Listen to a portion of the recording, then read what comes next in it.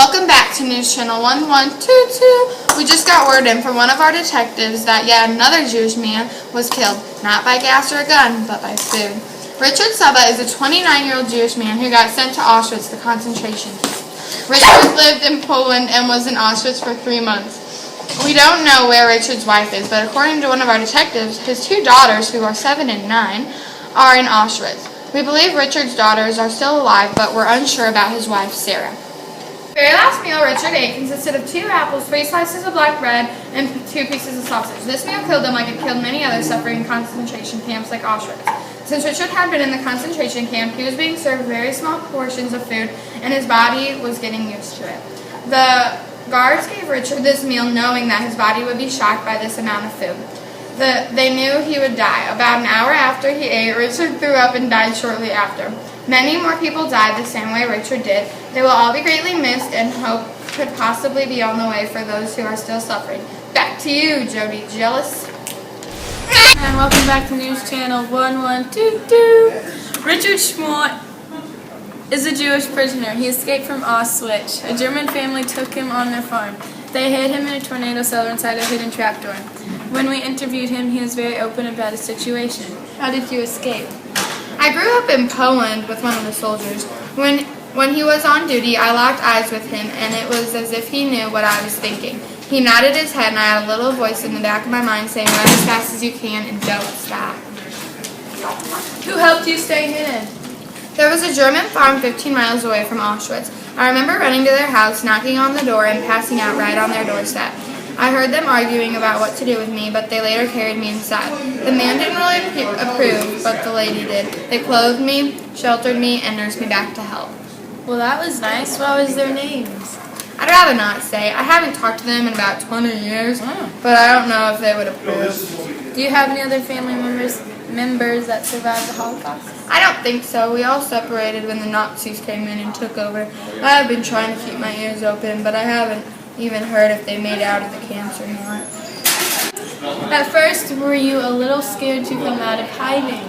Yes, I stayed at the farm for about 1.5 years, but then I moved to America. What about your life in America?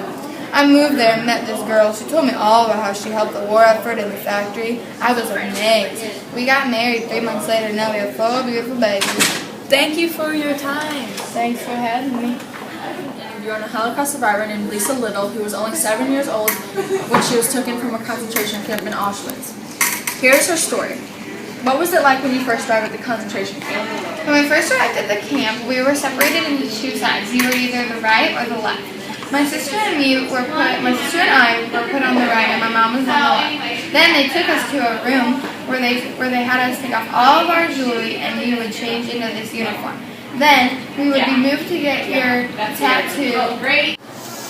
Do you know if any of your family members survived? I do not know if they are still alive to this day. My sister got separated, and I've never seen my mom ever again. What was the food like? They served you a minimum of food. You got a piece of bread or a soup or a coffee. But if you wanted to survive, you had to eat it. Everyone at the camp was very skinny. Most of them got sick. When you went to bed, you slept on a long wood shelf, and you slept with 10 to 13 people on one little shelf. How old were you when your sister arrived? I was only 7, and my sister was 14. Thank you for letting us interview today. It was an honor having you here. What? How many atomic bombs were made? 2 bombs were made to drop on Japan. One was uranium and one was plutonium. It was believed that plutonium one was stronger than the uranium one. Where were the 2 bombs dropped, and what about the death toll of those places? The bombs were dropped on Hiroshima and Nagasaki. The death toll of Hiroshima was 140,000 people, and Nagasaki, the death toll was about 70,000. Wow. Well, you heard it here on News Channel 1122 News. Einstein just explained to us that he worked with scientists like Niels Bohr, Ernest Rutherford, and Hanchiro Nagasaki. How 2 powerful atomic bombs were dropped on Japan, and how they killed around 210,000 people on News Channel 1122. We dislike the Jews for many reasons. The main reason why we dislike the Jews is because of the way they believed. Their religion was different than ours, so we looked down on them. They also did things different than us, and we didn't like it. How did you get the Jews to concentration camps? Did you ever help with the transportation? Yes, I did help with some of the transportation. Us Nazis put 100 to 75 people in one train at a time and sent them to a concentration camp. We all know that Nazis dislike Jews, but did you see the same perspective? Since it was a war, I was a soldier, I did see the same perspective. Although that was what Nazis did, it was horrible. I did what I was told to do. I agree and understand, but did you ever show feelings for the Jews? Not really. There was more than thousands of Jews, but I never second-guessed anything. Oh, okay. Thanks for having me.